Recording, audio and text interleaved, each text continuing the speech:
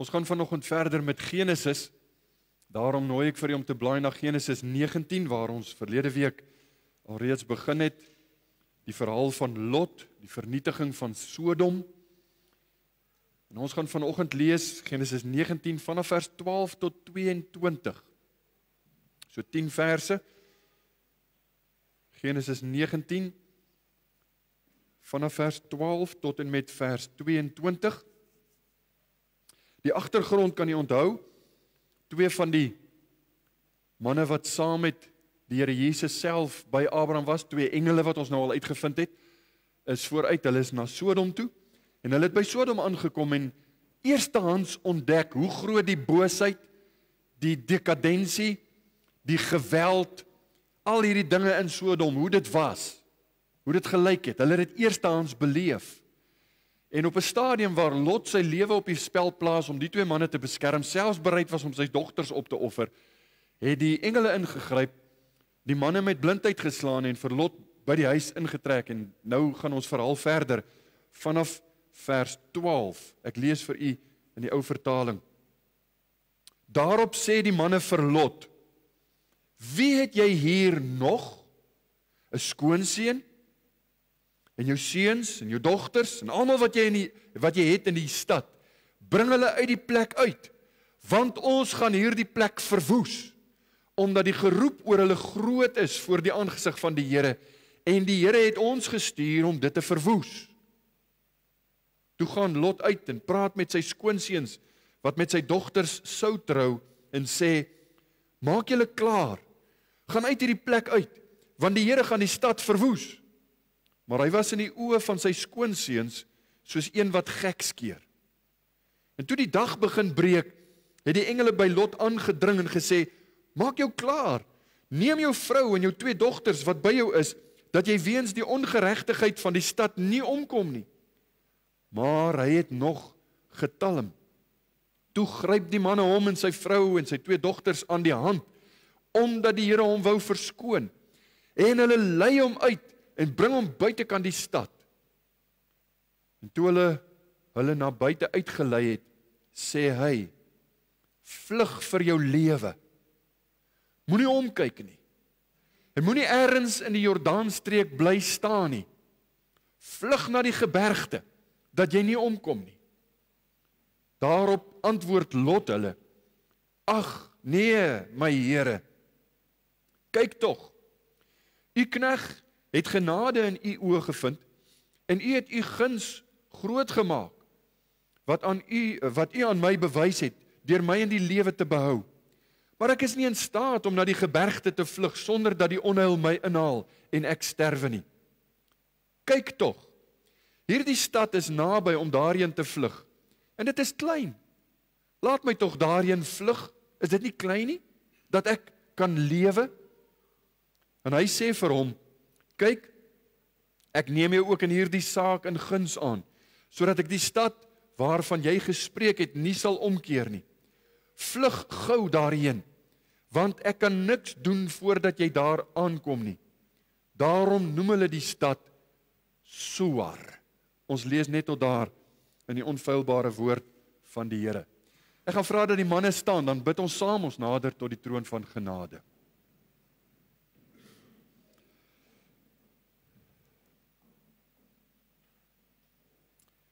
Here, ons wil vanoggend aan u al die lof en die eer en die aanbidding van ons hart bring. Ons het Woensdag aand by die bidhuur gepraat, as ek reg onthou, het ons verwys na die loflied van Maria. Die lied wat sy gesing het, wat sy neergepen het, Lukas het dit vir ons gaan opsoek, en hy het dit vir ons behoue laat bly, u het dit vir ons bewaar. Die woorde waarmee Maria u geloof het, sy het gesê, want hy wat magtig is, het groot dinge aan my gedoen, en heilig is sy naam. Sy barmhartigheid is van geslag tot geslag vir die wat hom vrees. Hy het deur sy arm kragtige dade gedoen. Here, hoe kan ons stil bly as ons let op ons eie lewe, die goeie guns, die goedheid wat u aan ons skenk, algemene genade. Die Bybel sê u laat u reën val op die regverdige en die onregverdige. Hoe kan ons stil bly wanneer die Bybel ons oproep om U lof te besing. Tye soos hierdie, wanneer ons bymekaar is en saam kan sing, is 'n vreugdevolle voorreg. Ander kere dalk wanneer ons by die huis is, miskien wanneer ons wakker word en daar is in ons hart 'n koortjie, 'n bekende koortjie, 'n lied waarmee ons U wil besing. Dis goed as ons hart in kontak kom met die hemel. Maar dit is hoe dit altyd behoort te wees. Terwyl ons in 'n wêreld leef wat U nie wil ken nie, terwyl ons in 'n kultuur onsself bevind wat in rebellie teen U leef, wil ons tog vanoggend sê, dis die rede waarom ons hier is. Ons wil U ken, ons wil U dien, ons wil U loof. Dankie vir geleenthede soos hierdie waar ons kan stil sit, luister na 'n verklaring van U woord. Sal U vanoggend 'n gebrekkige kromstok gebruik om 'n reguit lyn te trek, sodat ons U stem sal hoor. U woord is waarheid. 'n Verklaring daarvan is menslik, maar U gebruik dit sodat ons kan verstaan wat U vir ons wil wys, sodat ons kan sien hoe ons moet leef. Sal U dit vir ons prakties maak? Sal U ons genade gee ook in hierdie saak om U te kan ken en te dien te midde van 'n krom en 'n verdraaide geslag. Dankie vir al U goedheid. Seën ons nou tot lof en eer van U naam, tot uitbreiding van U koninkryk. Amen.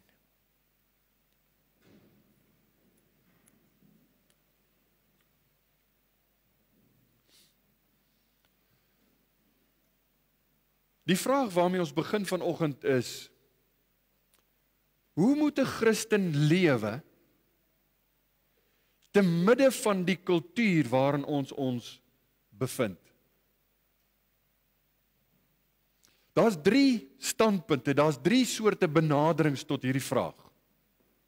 Die eerste ene is mense wat sê, alles wat Christelik is teen die kultuur, so jy moet die kultuur beveg.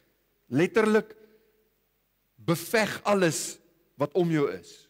Sny jou af, skei jou af. Ek dink nie dis 'n gesonde standpunt nie, maar dis sommige mense se mening. Die tweede standpunt is, Christus is wat ons hier geplaas het en ons moet deel word van die kultuur. Christus in die kultuur. Met ander woorde, ons moet soos die mense word, ons moet soos die wêreld wees, sodat ons die wêreld kan wen. Dis 'n baie gewilde siening, maar ek dink nie dis 'n Bybelse siening nie. Die derde standpunt is, dit is Christus wat die kultuur kan transformeer. So ja, God het ons hier geplaas, onder mense, tussen familie, tussen miskien kollegas of skoolvriende of wie dit ook al mag wees, tussen hierdie wêreld het die Here ons geplaas, want dit is hy wat die kultuur kan transformeer. Hy doen dit deur middel van sy woord, deur middel van die evangelie. Hy werk deur sy kinders se lewens, en met ons wat die evangelie verkondig, wil hy ander lewens ook transformeer. Dit glo ek is die gesonde Bybelse siening. Nie om soos hulle te word nie, nie om hulle te beveg nie, maar om tussen hulle te lewe. Dis waar die uitdrukking vandaan kom. Ons is in hierdie wêreld, maar ons is nie van hierdie wêreld nie. Hoe moet Christene lewe te midde van die kultuur? As hierdie vraag in ons gemoed ronddobber, dan is dit 'n belangrike vraag. Dan is dit die rede waarom ons so bietjie die handrem gaan optrek. Ek was van plan klaar te maak met Genesis 19, maar toe ek by hierdie gedagte kom, het die Here dit op my hart gedruk om met u te praat oor die kompromie wat Lot gemaak het. Dit wys vir ons hoe kinders van God moet lewe te midde van 'n bose, sondige wêreld. Die beste bron, een van die beste bronne in ons in die woord van God is hierdie gedeelte waarby ons vanoggend stil staan. Lot se voorbeeld in Genesis 19. Ek het al dikwels vir u gesê, ons het baie voorbeelde in die Bybel. Sommige is goeie voorbeelde, sommige is slegte voorbeelde. Lot se is 'n slegte voorbeeld. Hy wys vir ons nie moet lewe te midde van die kultuur nie. Ons word vinnig bewus van die kompromieë wat Lot gemaak het. Reeds van Genesis 13 af het ons gesien, u onthou toe Lot en Abraham van mekaar geskei het, daar was 'n onderonsie met die veewagters, veld het te min geword en die veewagters het begin beklei, daar was kantoorpolitiek en Lot en Abraham sê vir mekaar, ek dink ons moet 'n bietjie uitsprei, sê Abraham. Kies jy waartoe jy wil gaan, ek sal die ander rigting gaan. Nie onthou ons die geskiedenis. Lot, en ek het jare terug 'n gedeelte gelees wat F.B. Meyer geskryf het oor hierdie hoofstuk, oor hierdie gedagte. Lot het opgekyk en gekyk na die mooi weiveld vir sy skape in die Jordaanstreek. Dis hoekom hy gekies het wat hy gekies het. En die gedeelte sê Abraham het opgekyk, maar hy het opgekyk na God, want dit was sy alles. God was vir hom sy alles. So die afdraande, hierdie spiraal, hierdie afwaartse spiraal het al in hoofstuk 13 begin toe Lot gekies het. En in ons dag het ek vir u gesê is dit om te kies daar waar die eiendomsmark die beste is of waar die beste betaling is of waar en jy gee nie ag op 'n goeie kerk of om onder die klank van die woord te wees of om saam met ander die Here te dien nie. En sy mislukkings het begin want hy het eers in die omgewing van Sodom gebly, daarna al hoe nader getrek. Nou vind ons hom in hoofstuk 19 by die poort.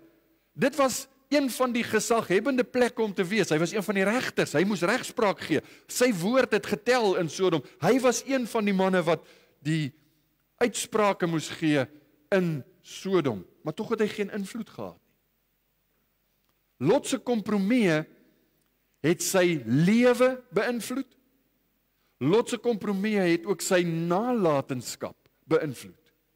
Dit wat ons van Lot weet, dit wat ons vanoggend bespreek aangaande Lot. Nou 2 Petrus 2 vers 7 waarna ons al verwys het, praat van die regverdige Lot. So Lot was 'n kind van God. Hy is een van die beste voorbeelde dat jy gered word nie omdat jy 'n goeie mens is of omdat jy die regte keuses maak nie, maar omdat jy uit genade gered word, deur die genade, uit genade deur die geloof althans. Dit is hoe elkeen gered word. Maar hy was egter 'n swak voorbeeld as gevolg van hierdie kompromie wat hy gemaak het, want dit het hom oneffektief gemaak. Hy het geen invloed gehad in sy samelewing, in sy omgewing, in sy stad, in sy buurt nie. Die engele het gehoop dat sy invloed gegeld het. Het jy opgelet vers 12 en vers 13 wat ons gelees het? Daarop sê die manne, dis nou hierdie 2 engele.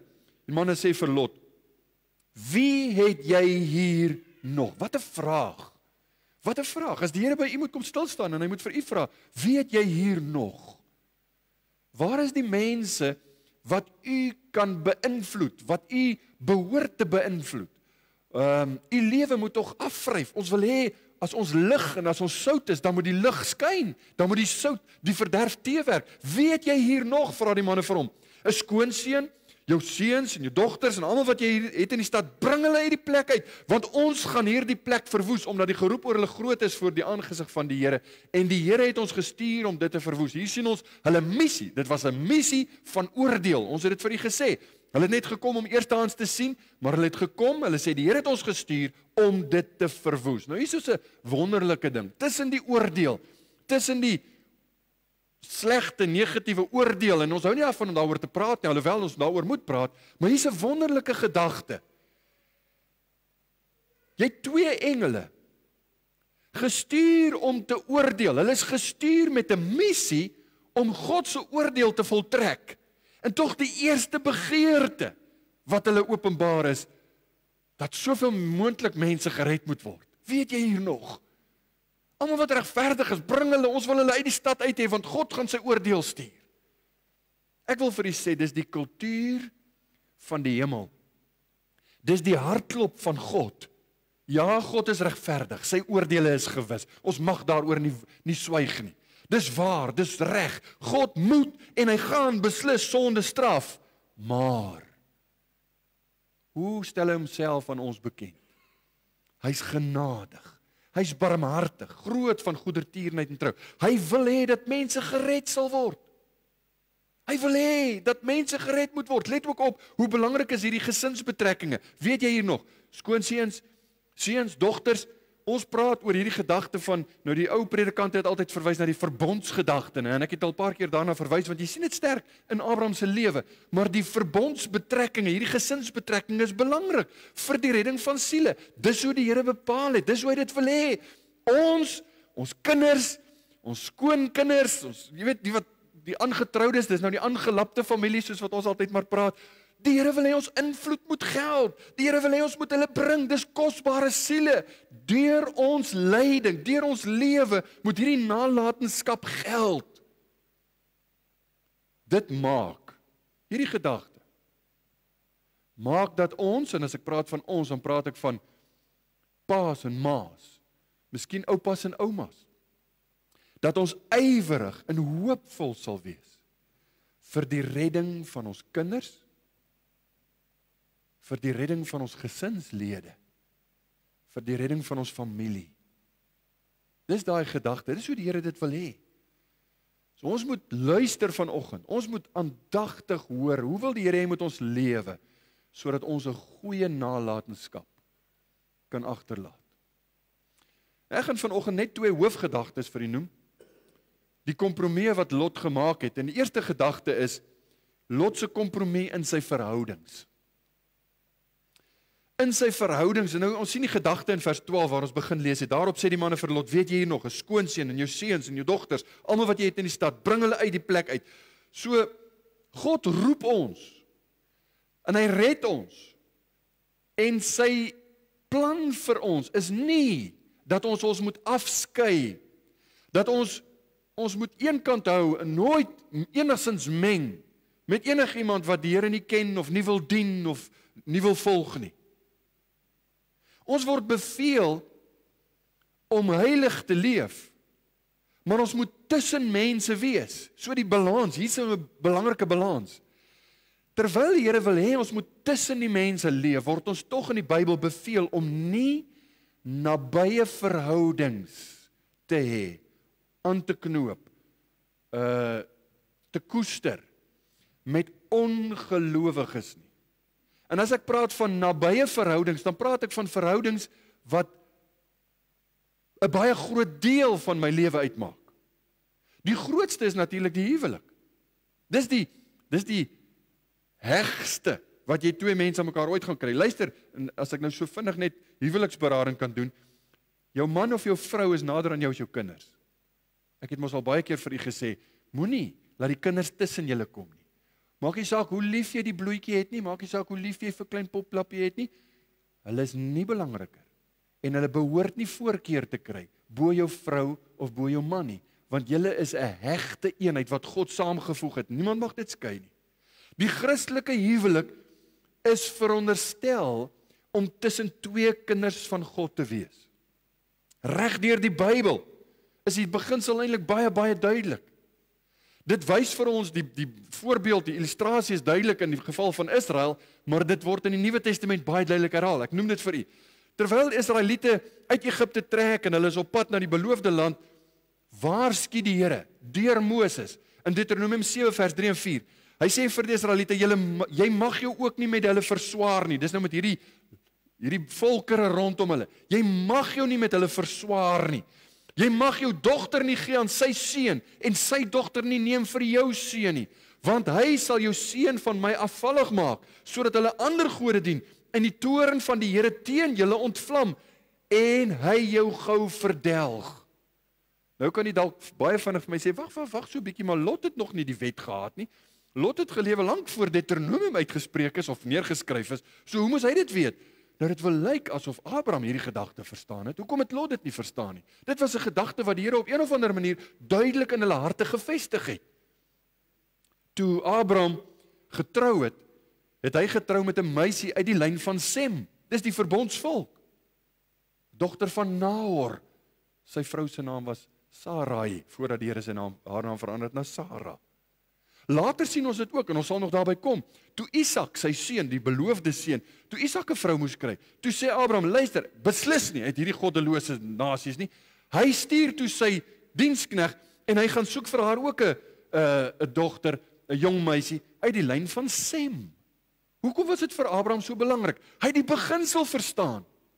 Hy het die beginsel van God verstaan dat mense wat God wil dien, moet met mekaar trou. Mense wat God wil dien, moet onderling, moet hulle mekaar ondersteun. Dit is waaroor dit gaan. Moenie nabye verhoudings, en waarvan die huwelik die hegste is, moenie nabye verhoudings aankweek. Vriendskapsverhoudings. Ek praat van nou vriendskappe. Moet dit nie doen met mense wat die Here nie wil dien nie. Nou dit word baie duidelik bevestig in die Nuwe Testament. Hierdie beginsel wat ons sien in die Ou Testament. Ek lees vir die 2 Korintiërs 6 vers 14. Paulus praat van die huwelik en hy sê: moenie in dieselfde juk trek saam met die ongelowiges. Dis nie net die huwelik nie, maar dit gaan, ek wil weer sê, die huwelik is die hegste, maar dan is daar soveel ander. Moenie in dieselfde juk trek saam met die ongelowiges nie, want watter deelgenootskap het die geregtigheid met die ongeregtigheid, en watter gemeenskap het die lig met die duisternis? Hierdie twee kan nie saam nie. Later sê hy in 1 Korintiërs 7, baie meer spesifiek oor die huwelik, 'n vrou is deur die wet gebonde, solank as haar man lewe, maar as die man ontslaap het, so, hier is 'n vrou, sy trou met iemand wat nie die Here wil dien nie, of sy is dalk getroud, en later kom sy tot bekering. Dit gebeur baie keer, dat mense na hulle troue, kom een van die twee tot bekering. Wat nou? Moet ek nou my man of my vrou los, omdat hy of sy nie die Here wil dien nie, en nou moet ek iemand soek wat saam met my die Here wil dien? Nee, Paulus sê nie, jy bly getroud, jy's getroud met daai persoon, en jy moet nou deur jou lewe, jou invloed laat geld, maar as daardie persoon sterf, hoor wat sê hy, dan is sy vry om te trou met wie sy wil. En dan voeg hy hierdie by, maar net in die Here. Wat beteken dit? Iemand wat gered is. Iemand wat saam met jou die Here dien. Jong mense, dis die voorskrif. Het julle mooi geluister? Dis nie wat die dominee sê, dis wat die Bybel sê. Jy mag trou met wie jy wil, maar net in die Here. As jy moeilikheid wil hê, as jy lang trane wil huil, dan moet jy daar oor die draad gaan kuier. Dan gaan jy moeilikheid kry. Dan vra mense vir my, maar hoe trou jy met 'n ongelowige? Hoe gebeur dit? En hoe? Jy gaan uit met 'n ongelowige. Jy maak vriende met 'n ongelowige. Jy verbind jou met iemand wat nie die Here ken nie. En jy kuier saam met hulle. Jy gaan saam met hulle uit en jy sosialiseer saam met hulle. En dan begin die probleme. Hierdie beginsel geld nie net vir huwelike nie. Dis nie slegs op huwelike van toepassing nie, maar alle hegte verhoudings in ons lewens. Weet jy wat sê Paulus later? Hy sê in 1 Korintiërs 15 vers 33, moenie dwaal nie, slegte gesprekke bederf goeie sedes. Dink 'n bietjie daaraan. Paulus sê, jy moet jouself soms net die vraag afvra, wat doen ek hier? Het dit al oorgekom, dat jy by 'n situasie beland, miskien 'n werksfunksie, of en jy besef, hoor jy, ek is in hierdie wêreld, maar dan besef jy net weer, ek is nie van hierdie wêreld nie. Wat doen ek hier? Dis nie my mense nie, dis nie die taal wat ek wil praat nie, dis nie die gedagtes van my hart nie, ons het ons het verskillende waardes, ons het verskillende doelwitte, ek hoort nie hier nie. Het jy al so gevoel? Dis 'n goeie gevoel om te kry. Dit beteken nie jy is beter as hulle nie. Dit beteken nie jy moet dink jy is beter as hulle nie. Dis net genade. Dis alles net genade. Veral jong bekeerlinge kom dit baie vinnig agter. Jy kom tot bekering en jy was gewoond om saam met 'n sekere, hoe sê die Engelse, saam met 'n sekere crowd uit te gaan. Jy het hierdie ouens gehad, want dit was jou vriende, dit was die mense saam wie jy gekuier het. Naweke was waarna jy hulle uitgesien het en jy kom tot bekering en ewe skielik verander jou hart. Die Here verander jou van binne. En jy kom agter, maar dis net nie meer lekker nie. Wat vroeër vir my lekker was, is nie meer vir my lekker nie. Ek kan net nie meer vat kry nie. Dis asof ek nie tuis is nie. Die beste plek is om jou uit te leef, uit te giet eintlik maar, onder die mense wat saam met jou die pad loop, die pad van die Here loop. En dit is nou maar kerkmense, hoor. Die beste plek is by die kerk. Kuier by die kerk, kry vriende, maak vriende by die kerk, spandeer tyd saam met mense wat gered is. As jy gaan kuier by mense wat saam met jou die Here dien, wat dieselfde waardes het. Dit is hoekom ons dit aanmoedig. En weet jy, ouens wat nou al lank gered is en wat miskien in die kerk groot geword het, ek kan daarvan getuig en ek dink baie van u sal dieselfde kan getuig.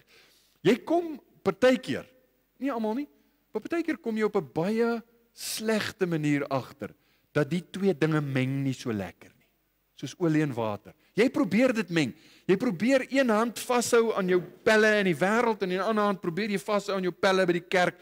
En op 'n stadium, as die twee meng, as die twee kruis, dan kom jy agter, dit kan net nie werk nie. Dit bring frustrasie, dit bring verleentheid soms. skuldgevoelens, mense kry seer, en in die tussen sit jy en jy probeer albei partye gelukkig hou. Dit kan nie werk nie. Paulus praat oor praktiese Christendom in Efesiërs 5. Efesiërs 5 begin so, word navolgers van God. So, hy's besig om prakties met die gemeente te praat. Hoor wat sê hy in Efesiërs 5, vers 6, 7 en vers 11. Ek lees dit vir u vinnig. Hy sê, laat niemand julle met ydel woorde verlei nie. En hy het nou net gepraat van goddeloosheid, immoraliteit en die dinge waarvoor die wêreld lewe vandag. Donkenskap en immoraliteit en al die goed. Hy sê, moenie laat niemand julle met ydelwoorde verlei nie, want daardeur kom die toorn van God oor die kinders van die ongehoorsaamheid. Hierdie dinge waarna hy jou verwys het. En dan sê vers 7, wees dan nie hulle deelgenote nie. Moenie deel vorm van daai groepe nie. Vers 11, en hou nie gemeenskap met die onvrugbare werke van die duisternis nie, maar bestraf dit liewer. Vriende, hier is 'n baie belangrike saak. Ek wil sê veral vir ons jong mense, ons moet ons kinders leer. Dis 'n wenk wat ek altyd vir mense baie vinnig kan gee, want dit is hoe ek dit, die Here was my genadig, goed vir my, en as ek dink aan my skooljare, as ek dink aan die tye toe ek 'n jong mens was, die beste ding wat jy kan doen is om so vinnig as moontlik jouself te vestig en dit bekend te maak. Kyk, ek is 'n kind van die Here, ek dien die Here.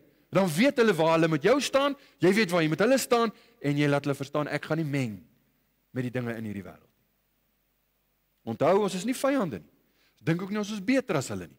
Maar die Bybel sê, daar moet 'n sekere mate van afskeiding wees. Hou jou heilig, moenie kompromie maak nie.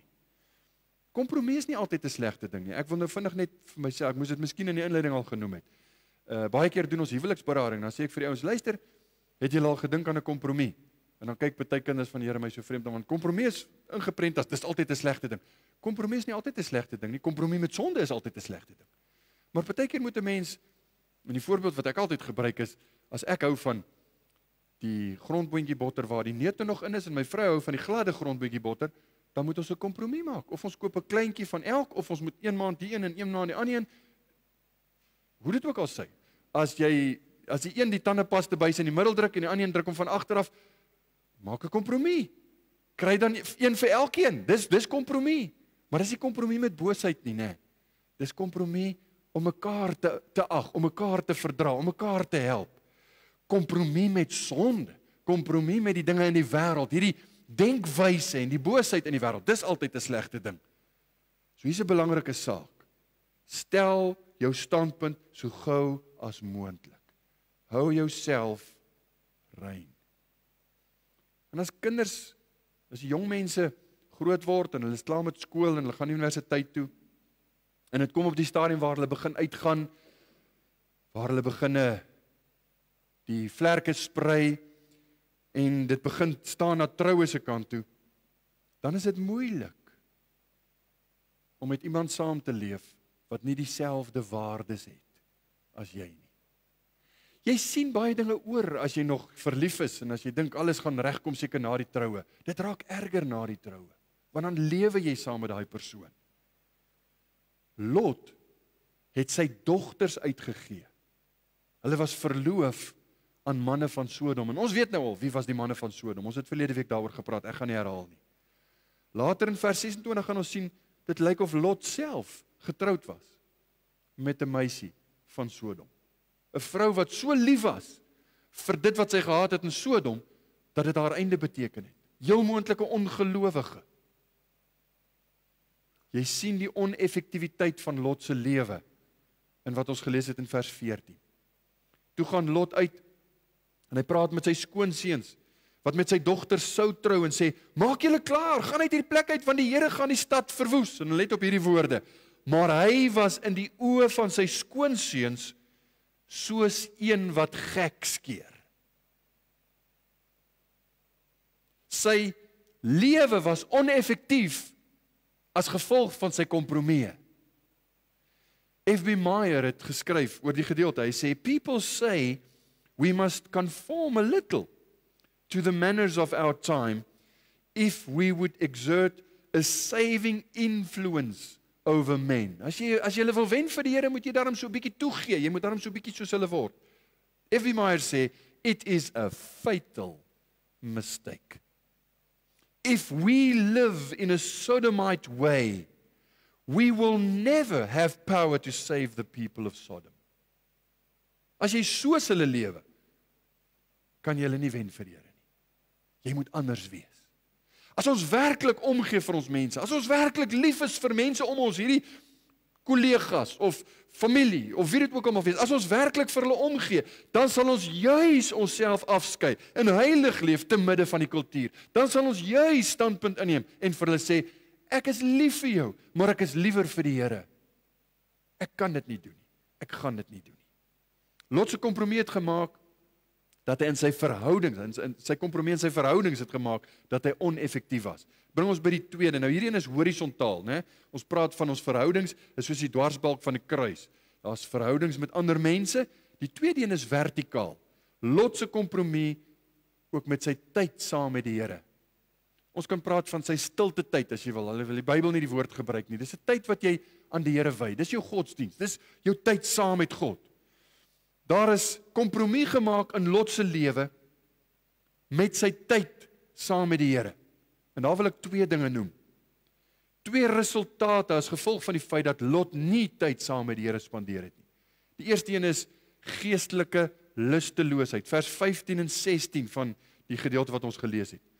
Toe die dag begin breek, het die engele by Lot aangedring en gesê, maak jou klaar, neem jou vrou en jou twee dogters wat by jou is, dat jy weens die ongeregtigheid van die stad nie omkom nie. En dan luister na vers 16 se eerste se woorde. Maar hy het nog getalm. Geestelike lusteloosheid noem ek dit. Geestelike luiheid. Jy weet wat is reg, maar jy is nie lus om dit te doen nie. Jy weet wat jy moet doen, maar jy doen dit nie. Om een of ander rede doen jy dit nie.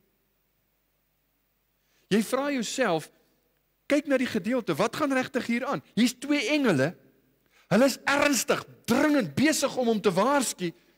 Hy kan homself nie so ver kry om te vlug nie. Wat gaan hier aan? Nou luister verder, hy sê, toe gryp die manne hom en sy vrou en sy twee dogters aan die hand.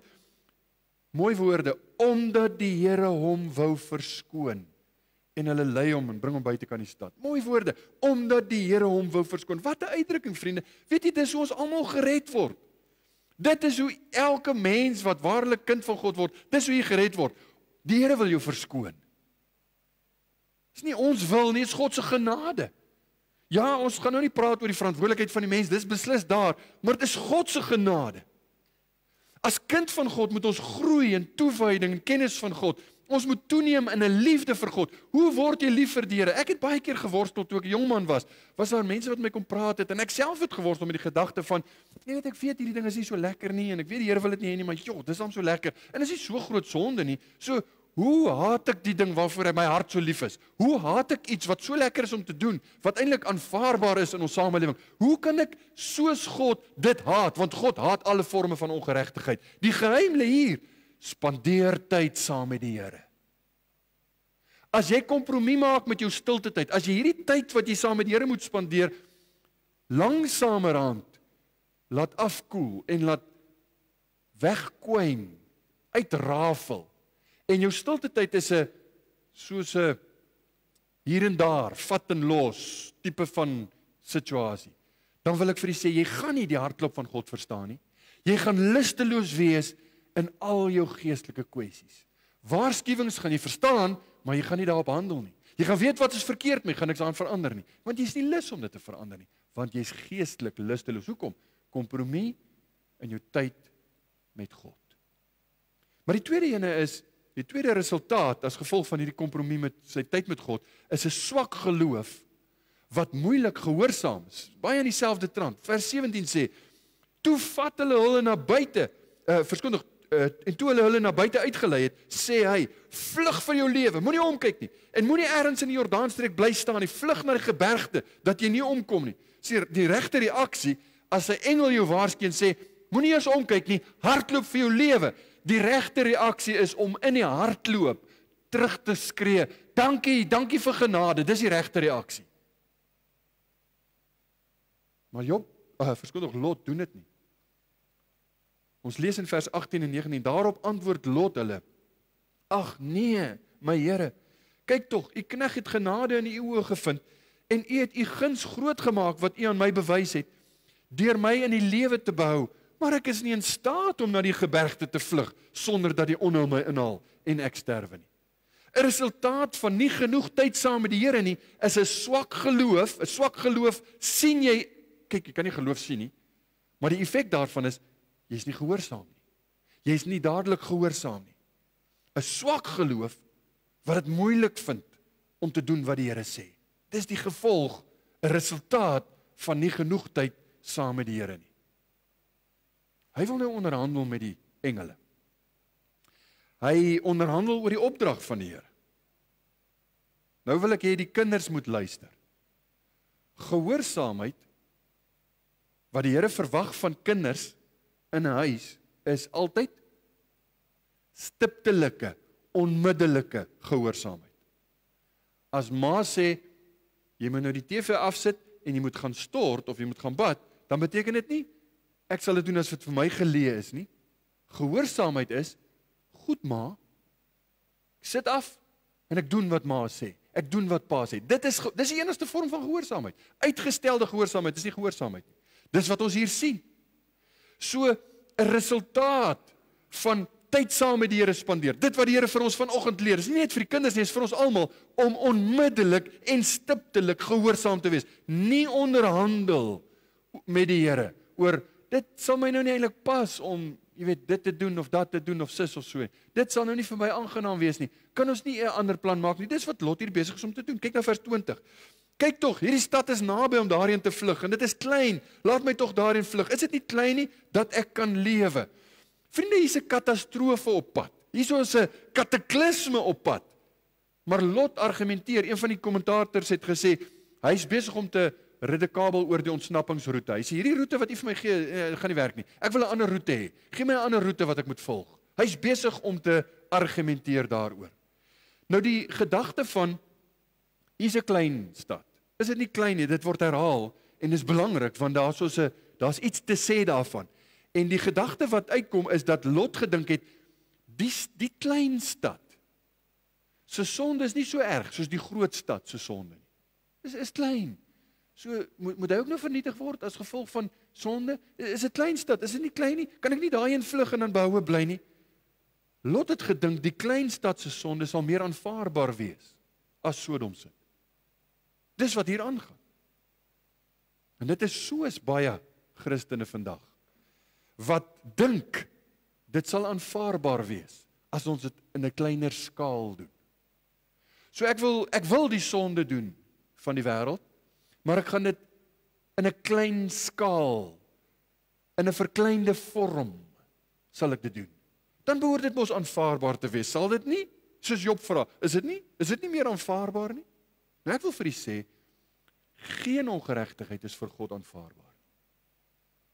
Daar is mense wat in ons dag, en ek wil nou weer eens maar met die jong mense praat, en miskien selfs met almal praat, jy weet, ons dink aan immoraliteit van ons dag, ons praat van immoraliteit omdat dit die kwessie was van Sodom, omdat dit die kwessie was van die hele Jordaanstreek, lyk dit vir my, en omdat dit die kwessie is van Suid-Afrika, of ons dit wil besef of nie. En dan dink mense wel, ek is nie soos die wêreld wat rondslaap en jy weet te kere gaan nie, maar dan verskoon ek daarmee miskien 'n vorm van miskien pornografie of sagte pornografie of wat jy dit ook al wil noem, sekere aanvaarbare dinge wat nie so, dis tog nie so erg nie, is dit? Dis tog klein. God sê dis onaanvaarbaar. Hoor hoe gee die engele genade vers 21 en 22. Hy sê vir hom, kyk, ek neem jou ook in hierdie saak in guns aan, sodat ek die stad waarvan jy gespreek het nie sal omkeer nie. Vlug gou daarheen, want ek kan niks doen voordat jy daar aankom nie. Daarom noem hulle die stad Soar. Klein stad, en die geskiedenis wys vir ons, hy het nie eens lank daar gebly nie, so ek weet nie wat daar skeef geloop het nie, maar die Here sê, ek sal jou in guns aanneem. So vlug net daarheen. Ons moet versigtig wees om nie dieselfde fout as die Korinte gemeente te maak en te sê, wel ons is gered, ons ken die Here, solank ons net 'n paar tree agter die wêreld is, maar min of meer in dieselfde rigting beweeg, dan is ons daarom aanvaarbaar. Paulus sê, daar's geen gemeenskap wat lig en duisternis met mekaar het. Jy kan die twee nie meng nie.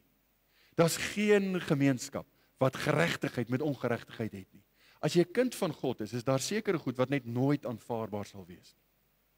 Ongeag of dit in klein vormpies, in watter vorm dit ook al aangebied word. Dis nooit aanvaarbaar. God sê, gaan onder hulle uit, skei jou af, wees vir my heilig, jy behoort aan my. Jy moet jou hart vir my gee, jy moet jou lewe vir my gee, jou liefde moet by my wees. Dis wat hy vra, dis wat hy van ons wil hê.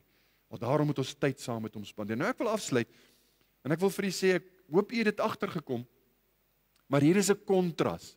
Aan die begin van die hoofstuk het ek vir u gesê, ons wyk so 'n bietjie af, want ons is besig met Abraham. Nou word die fokus in hoofstuk 19 afgehaal van Abraham, of dit gaan meer oor Lot. Maar hier is 'n waarskuwing, en in hierdie waarskuwing is daar 'n kontras wat geskilder word, tussen Abraham en Lot. En jy sien dit baie duidelik. Jy sien dit baie, baie duidelik. F.B. Meyer skryf, James Montgomery Boyce het gesê, dis die kontras tussen 'n reus en 'n dwergie. 'n Geestelike reus, raai wie's dit? Dis Abraham. En die geestelike dwergie, raai wie's dit? Dis Lot. Hy sê die kontras is eintlik so duidelik. Kyk na 3 goed wat ek vinnig wil noem. Die lewenstyl. Lot kies om 'n gemaklike, voordelige lewe te leef. Lot kies, onthou hy het gekies as gevolg van hierdie groen weivelde. Hier gaan ek, ekonomies gaan dit vir my definitief hier baat, as ek in daai rigting, in die rigting van Sodom gaan bly. 'n Gemaklike, aanvaarbare, voordelige leefstyl.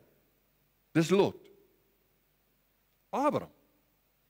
Abraham is die een wat voortgaan op sy pelgrimstog. Wat is die pelgrimstog? Hy het nooit eers 'n huis gehad nie. Wat nog van 'n stuk land? Hy het niks gehad nie. Hy het in 'n tent gebly, want God het vir hom gesê, hierdie land gee ek vir jou nageslag. Hy het self niks besit nie. Op hierdie stadium is hy by die terpentynbome van Mamre. En weet jy wat is interessant? God kom na hom toe. Jesus kom na hom. Onthou julle die 3 manne wat by hom aangekom het? 2 van hulle is engele op 'n missie om te oordeel, maar die een wat met Abraham bly praat het, ons het daaroor gepraat. Dis Jesus. Hy kom na hom toe. Dit was Abraham se lewenstyl. 'n Lewenstyl van ek is 'n pelgrim. Ek is in hierdie wêreld, maar ek is nie van hierdie wêreld nie. Hierdie wêreld is nie my tuiste nie. Ek gaan nie my tentpenne te diep inslaan nie. Want ek is 'n pelgrim op aarde en ek lewe so. Daarom het God sy lewenstyl geseën en hom geseën. Maar ook wat geestelike groei betref. Abraham groei geestelik. Ja, hy het sy kwessies gehad. Ons het al van sy kwessies bespreek en ons gaan nog van sy kwessies sien. Want alhoewel hy dinamies groei, toeneem in geloof, hy is die geloofsheld, het hy nog steeds kwessies. Het ons almal nie maar kwessies nie. Maar hy groei geestelik.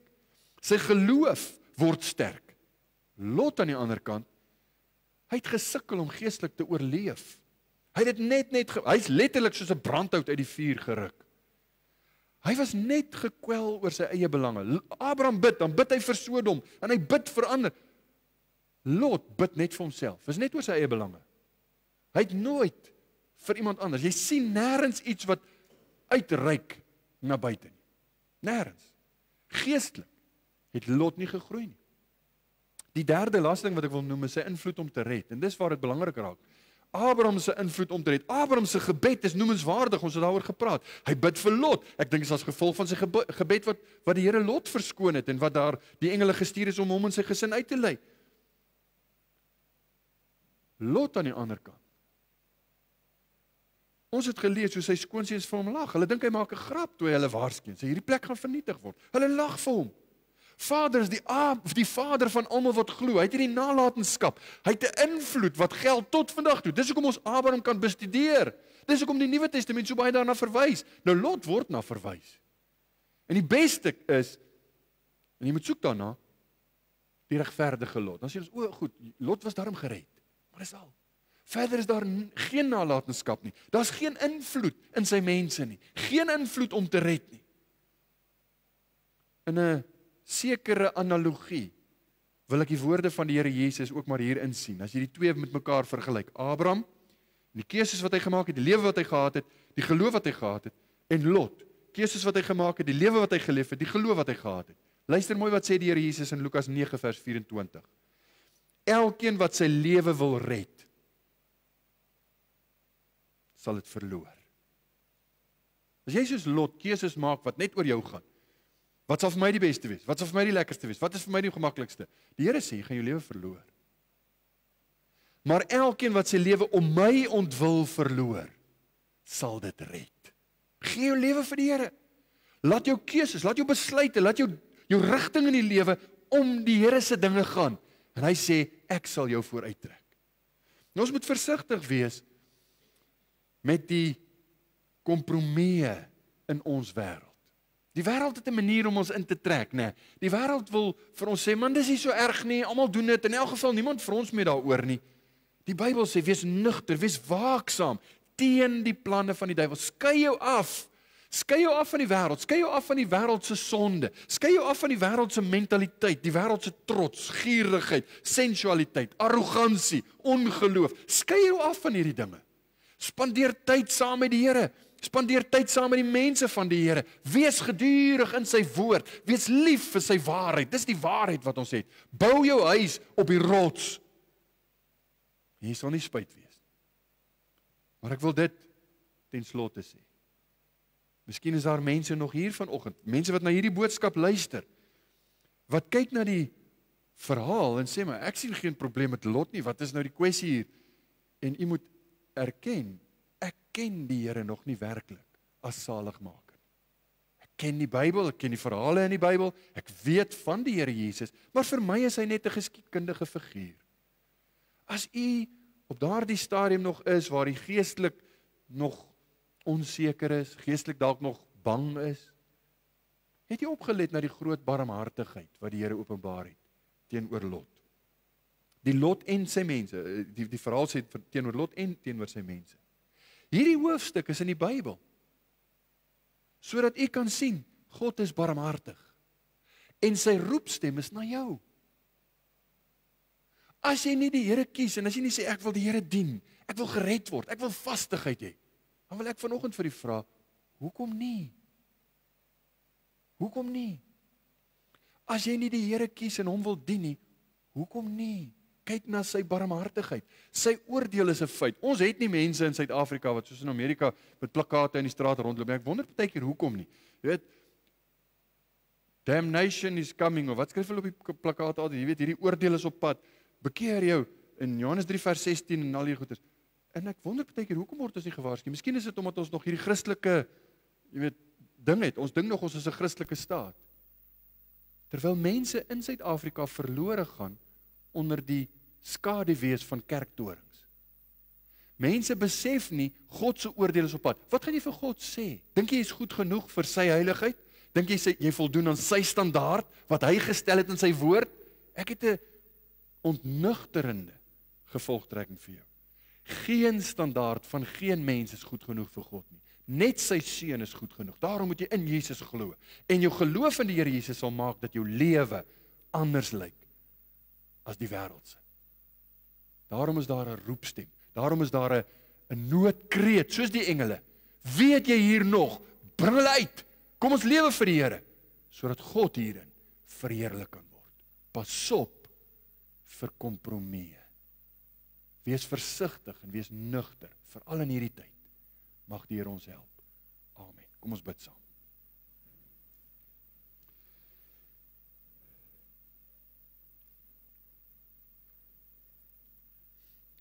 Here, ons het vanoggend weer maar net besef hoe groot u genade is. Ons het gesien hoe u barmhartigheid selfs u oordeele oorskry. Die Bybel sê, u genade is groot, groter as u oordeele. En alhoewel u oordeele waar is, vas is, en beslis sal gebeur, is daar vanoggend nog 'n deur van genade wat oop staan. Vir elkeen wat glo, vir elkeen wat na u toe kom. Vir daardie siel wat miskien nog met wroeginge en 'n deurmekaar gemoed, miskien aan die einde van homself gekom het en gesê het, niks in hierdie wêreld bring vir my versadiging nie. Niks gee vir my wat ek regtig soek nie. Waar gaan ek versadiging kry? Miskien is daar soveel letsels en littekens, letterlik miskien selfs, van die sonde en wat dit aan ons gedoen het, dat die Bybelse uitnodiging, dat u uitnodiging aan ons, kom na my toe, almal wat vermoeid en belas is, soos 'n pragtige lied klink. En u sê dit vanoggend vir mense wat luister. Daarmee saam is daar vir u kinders, vir my, vir elkeen van ons, 'n ernstige waarskuwing. Moenie dat die wêreld jou so verkleur, dat die waarskuwings en dat die erns van die evangelie nie meer duidelik deur jou lewe verkondig word nie. Wees versigtig. Lewe tot eer van my naam. Dis wat u vir ons wil gee, dis wat u vir ons moontlik maak. Sal u ons help. Ek wil dalk begin deur te vra dat ons erns sal maak met ons tyd saam met u. Dat ons stilte tyd nie sal verontagsaam nie. Tyd sal neem om elke dag in u woord te wees. Te bid, opreg met u te praat. Dat ons u kan ken. Dis ons enigste hoop. Dankie vir u genade. Dankie vir Lot se slegte voorbeeld wat u vir ons laat opteken het. Ons wil daardeur leer. Ons wil daardeur groei. Eer is sy u naam. Amen.